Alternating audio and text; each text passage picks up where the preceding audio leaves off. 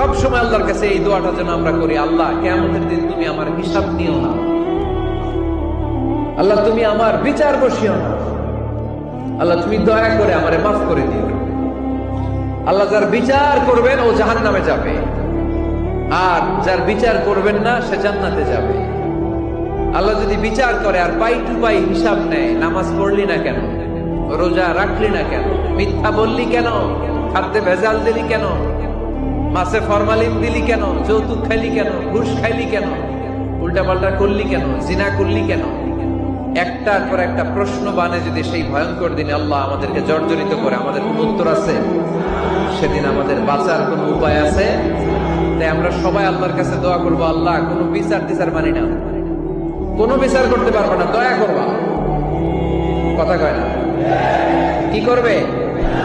এবার আওয়াজ করে বলেন, বিচার চান না দয়া চান?